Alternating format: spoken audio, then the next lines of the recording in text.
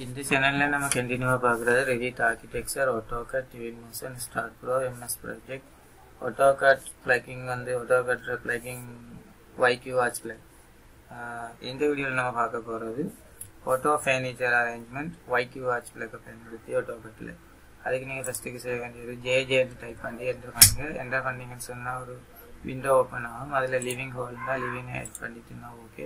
Living எந்த ஏரியாவுக்கு arrange பண்ணணுமோ அதுல இருந்து ஃபர்ஸ்ட் கார்னர் செலக்ட் பண்ணுங்க. அடுத்து நெக்ஸ்ட் கார்னர். இப்போ என்டர் பண்ணிட்டு நீங்க ஆட் பண்ணலாம். ஓகே.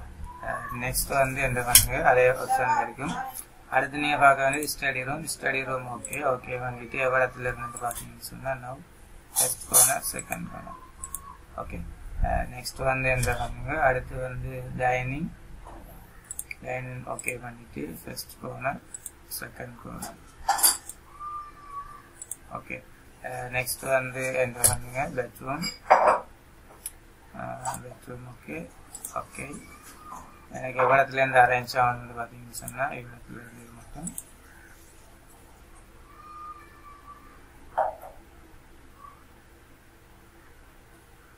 நீங்க தேவையான அரேஞ்ச் பண்ணிக்கலாம். ஓகே. அடுத்து நீங்க செய்ய வேண்டியது இத கமாண்ட் உங்களுக்கு தெரியும். JJ enter kitchen okay. Okay. எவ்வளத்துல இருந்து first corner second corner. Okay. அடுத்து நீங்க செய்ய வேண்டியது பாத்தீங்கன்னு சொன்னா bath area JJ enter toilet okay.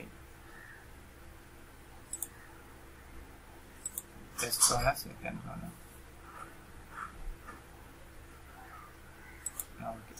இந்த வீடியோல நம்ம என்ன பார்த்தோம்னு சொல்லி பார்த்தீங்கன்னு சொன்னா AutoCADல வந்து YQ Arch plugin பயன்படுத்தி ஆட்டோவா ஃபர்னிச்சர் எப்படி அரேஞ்ச் பண்ணலாம்னு பார்த்துருக்கோம்.